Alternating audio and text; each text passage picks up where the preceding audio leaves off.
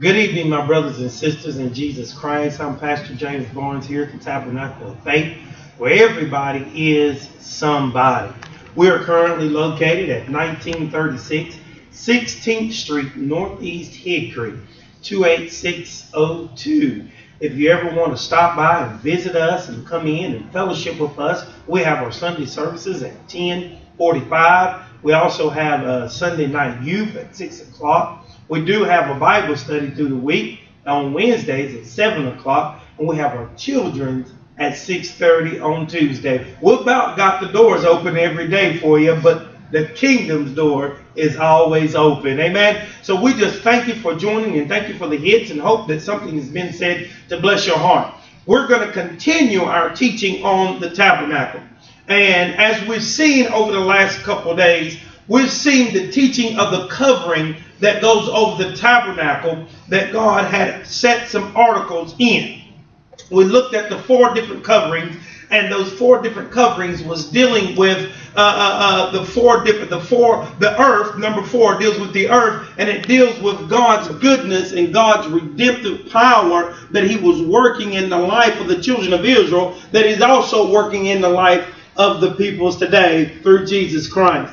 Well, what I want to deal with today is I want to deal with the framework. Now I want to deal with the framework of the tabernacle. Now we've dealt with the table of shewbread. We've also dealt with the candlestick, the 7 golden candlesticks. We even dealt with the ark, and we dealt with the mercy seat. And the reason that we dealt with those is because that's where God started us out at. Now that we are into this, we need to begin to start putting some things together as the Lord commands. So what we want to see is the framework of the tabernacle, the framework of the tabernacle, of everything that is going inside. This is the holy place and the most holy place. Amen. And so the framework is what we want to look at, and that's in Exodus chapter 26. I want to begin reading at verse number 15 through verse number 30. Exodus chapter 26. Let me get over here. Glory be to God. And beginning at verse number 15 through verse number 30. The Bible reads, "And thou shalt make boards." Thou shalt make boards. I'm reading out of the King James text. And thou shalt make boards for the tabernacle of shittim wood standing up. Okay? 10 cubits shall be the length of a board, and a cubit and a half shall be the breadth of one board. 2 tenons shall there be in one board, set in order, one against another. This shalt thou make for all the boards of the tabernacle. Okay? And thou shalt make the boards of the tabernacle 20 boards on the south side southward, and thou shalt make 40 sockets of silver under the 20 boards, 2 sockets under one board for his 2 tenons, and 2 sockets under another board for his 2 tenons. And for the second side of the tabernacle, on the north side, there shall be 20 boards. And there are 40 sockets of silver, 2 sockets under one board, and 2 sockets under another. And for the sides of the tabernacle westward, thou shalt make 6 boards, and 2 boards shalt thou make for the corners of the tabernacle in the 2 sides, and they shall be coupled together beneath, and they shall be coupled together above. The head of it unto one ring. This shall it be for them both. They shall be for the 2 corners. And thou shalt be 8 boards and 2 sockets of silver. 16 sockets, 2 sockets under one board, and 2 sockets under another board. Thou shalt make bars of shittim wood, 5 for the boards of one side of the tabernacle, and 5 for the boards of the other side of the tabernacle, and 5 for the boards of the other side of the tabernacle, for the two sides westward. And the middle bar in the midst of the boards shall each from end to end. Okay, let me keep reading a little bit, going somewhere.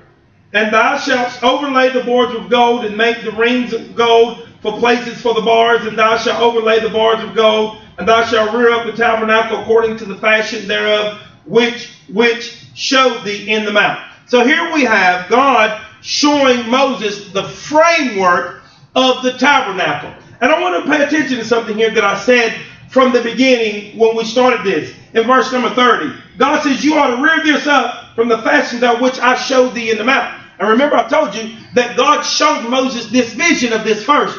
And then Moses brought it down and he began to show this thing to the peoples of God. Amen. So Moses sees this tabernacle. He sees the framework. And so there's some things that the Lord wants us to pay attention to in this.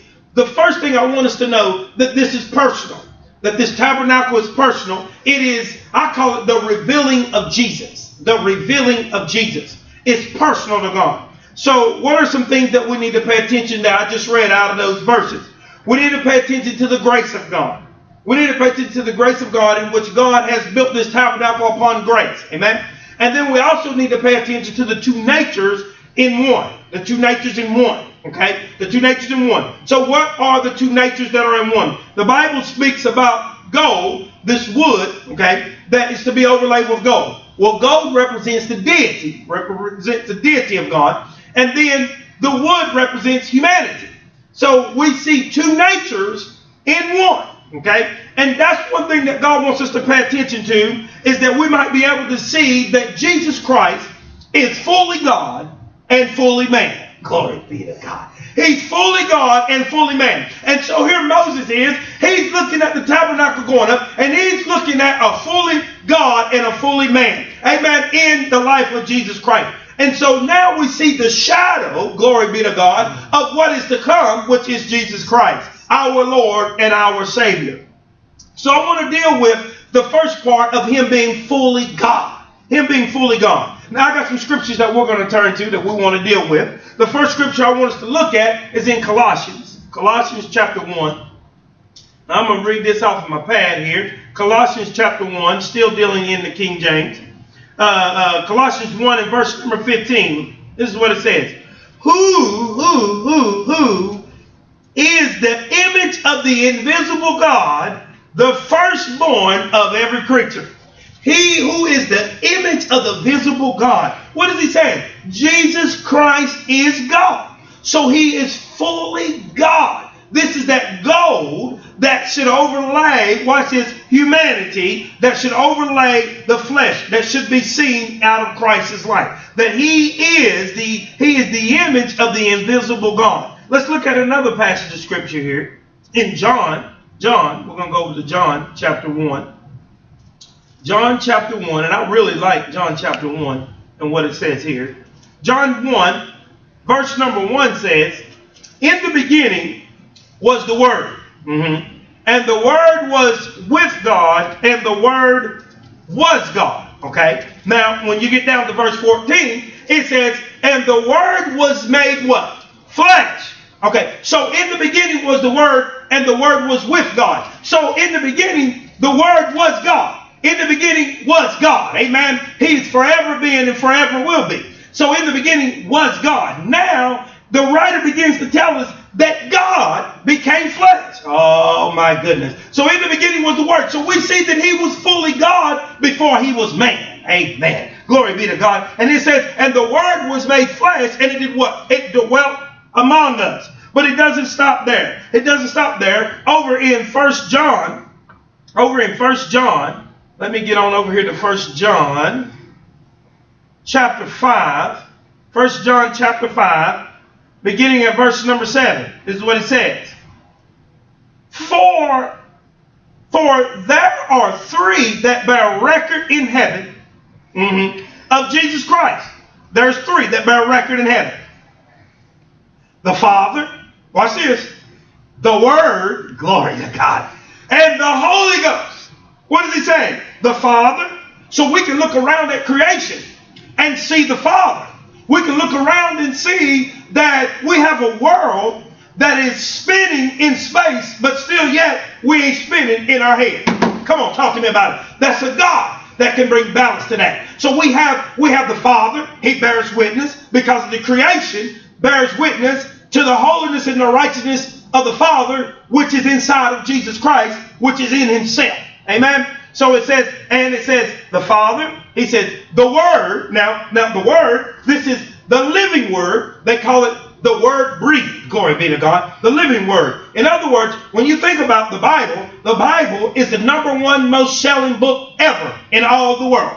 And it's amazing how the Bible is getting into places that other books can't get into. Glory be to God. That is bearing witness of the divinity and the Godhead of Jesus Christ. That he can go wherever he want to go, whenever he want to go, and however he want to go. Amen. It is the word. It is the word. It has continued to stay afloat for umpteen of times. Amen. Before they decided to write a book that was writing the Bible. Amen. It has continued on and on and on and on, and it continues on. Amen. There are books that we will find that they have put in the archive files. But this is one book that you won't find in the archive files. Why? Because this book is divine. And anything that's divine, it is eternal. And when it's eternal, it is everlasting. So therefore, it never grows old. It never waxes old. It never gets rust on it. Come on. It continues to go on. It is divine. It is God's divine word. So now we see that the word bears witness to the Godhead of Jesus Christ. And not only said the word, he says the Spirit.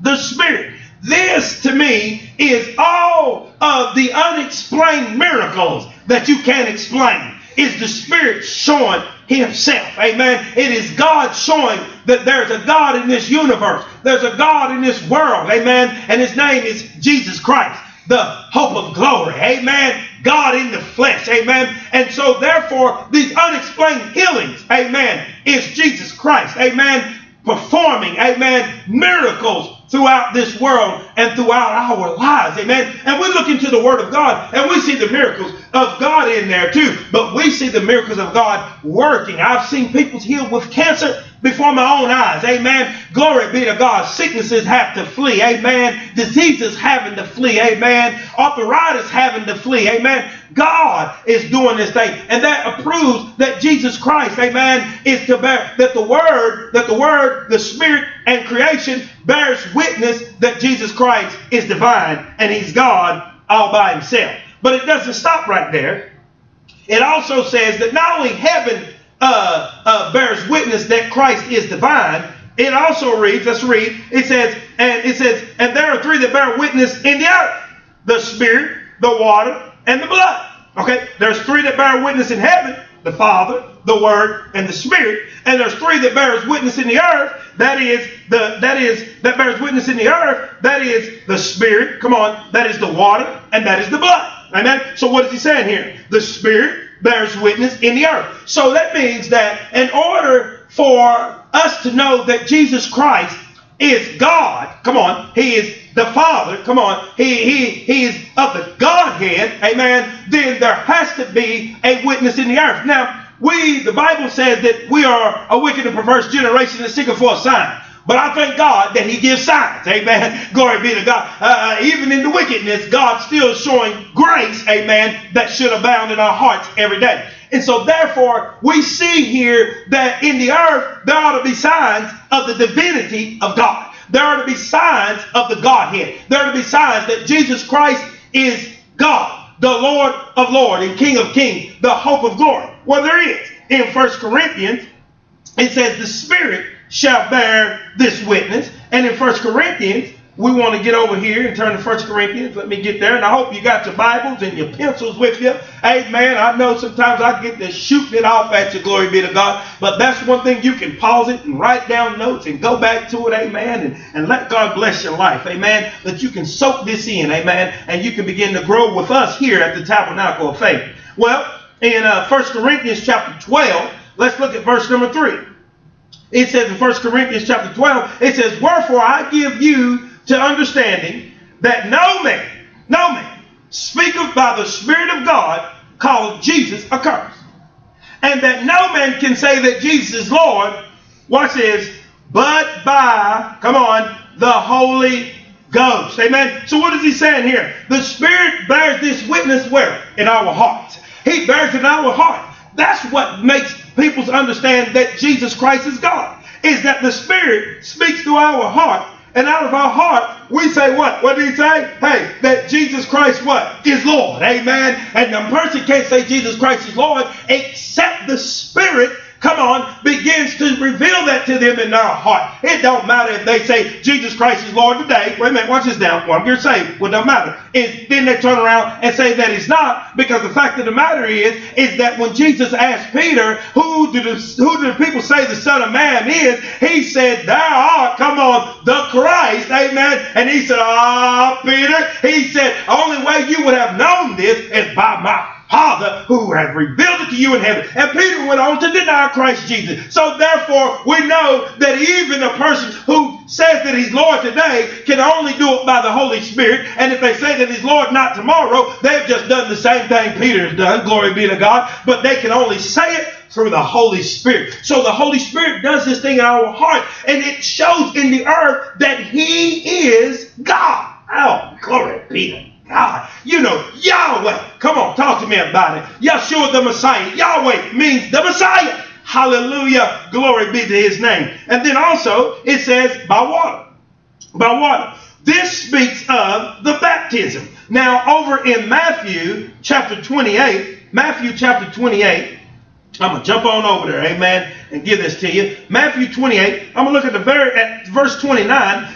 The baptism in the earth speaks of the divinity of God. It speaks of the Godhead of God. And Matthew 28 and verse 19, Jesus arose from the grave, glory be to God, and now he's done come back and gave a commandment to his disciples, which is me and you and the rest of those who have chosen to believe in Jesus Christ. And this is what he says to them. Go ye therefore and teach all nations.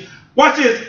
Baptizing them in the name of the Father and the Son and of the Holy Ghost. How about that right there? So every time you see somebody go down into the water and come back up out of that water, that is a witness to the divinity of Jesus Christ being the Son of God in the earth. He is Lord of Lords and King of Kings. So when we have a baptism, my friend, we all should be baptized. Baptism doesn't save, but it speaks of the divinity. It speaks of the divineness and the deity of the Godhead of our Lord Jesus Christ in the earth. So when people see baptism taking place, they are witnessing and they are seeing that Jesus Christ is God. And then he says the blood. We see this over in 1 Corinthians. All these things are what bears witness in the earth. Okay? We done seen what bears witness in heaven. Amen. Now we see what bears witness in the earth. Over in 1 Corinthians. Let me get on back on over there. 1 Corinthians in chapter number 11. In chapter number 11, let's look at verse number 26. This is what it says. He says here in verse 26, for as often as ye eat of this bread, come on, we're talking about communion now, and drink this cup, ye do show the Lord's death till he come. What does he say? That every time that we do communion, we are being a witness to the Godhead of Jesus Christ. We're being a witness that you can't kill God. What's that movie? God is not dead. Hallelujah. Hey, every time we do communion, I challenge my fathers all across the world to do communion with your wives, to do communion, glory be to God, with your children, that they may see that Jesus Christ is Lord to the glory of God. And so therefore, the communion bears witness that Jesus is Lord. Amen. And God wanted Moses to see that all this was done through grace. Ooh. All of it was done through grace. Let's look at this real quick. In Exodus chapter 26, verse 27. This is what it says in verse 27. All of this was done through grace. And 5 bars for the boards of 5 bars for the boards of the other side of the tabernacle, and 5 bars for the boards of the side of the tabernacle for the 2 sides westward. What does he say? He said, what I want you to do is I want you to put 5 boards here, and I want you to put 5 boards there. Now, our picture of the tabernacle shows this thing. It shows the covering that's on top of it, and it shows the boards that come down the side of it. He said, I want 5 boards. He said 5 bars. These bars are what connects the boards together. And he says, I want 5 more of these bars, and he wants them to connect the boards together. Now watch this now. This deals with grace. Amen. This is the number of grace. Now God has done all of this through grace.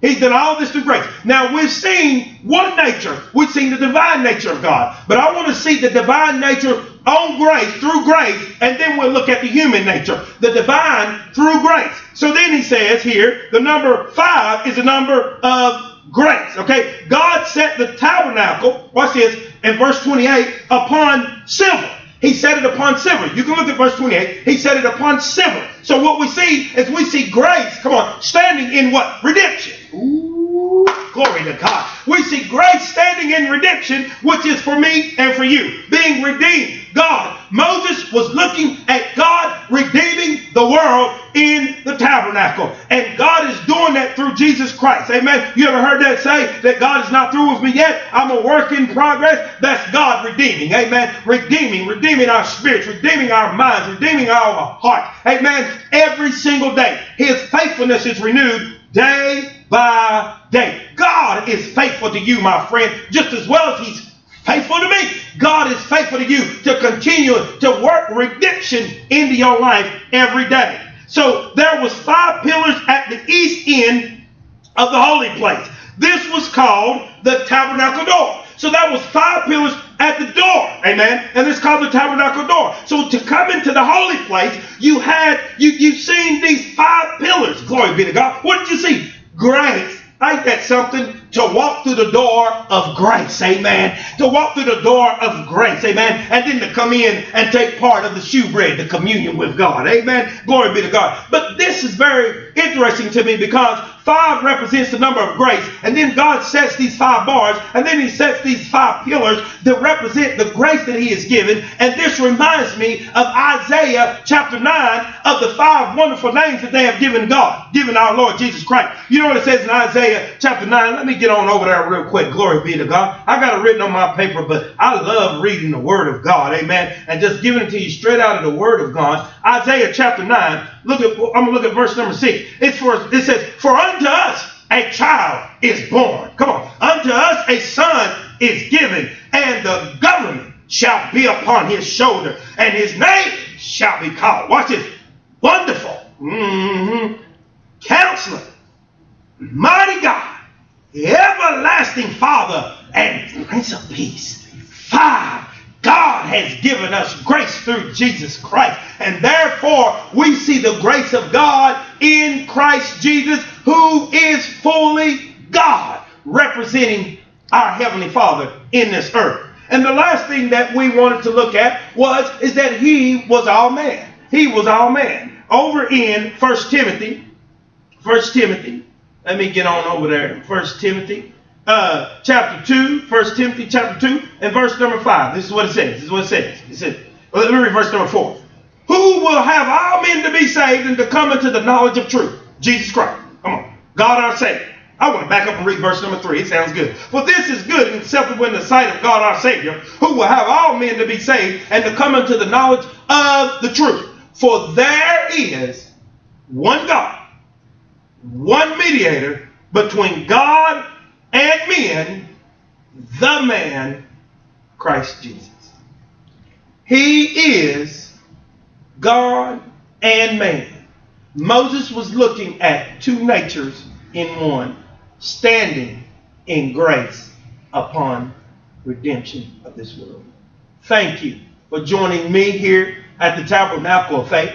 Please, our mailbox is open. Send in some prayer requests. We want to pray for you. We want to pray for your family. We want to labor in it. We want to be a vital part of the kingdom going forward in your life. Amen. If you don't have a church to attend to, please come on out and join us. Please follow the teachings on down through that you may stay in with us. There's a ball that God creates. You know, when that snowball gets it going, it gets going and going. And God wants to create that in your heart. Amen. This could be a refresher for the saints. Amen. This could be new for those that don't know Jesus Christ. And if you don't know Christ Jesus, I just want you to bow your head and ask the Lord Jesus Christ to come into your life and to deliver you, and just receive that thing today in your heart and in your mind, because God has done it, not through works. Don't wait till you get it right now. Do it right now, because Jesus Christ has laid down his life for you and for I. I'm Pastor James Barnes. I thank you for joining me here at the Tabernacle as we have looked at the framework of the tabernacle in the Word of God. I'm Pastor James. Thank you again. God bless. And here at the Tabernacle of Faith, everybody is somebody.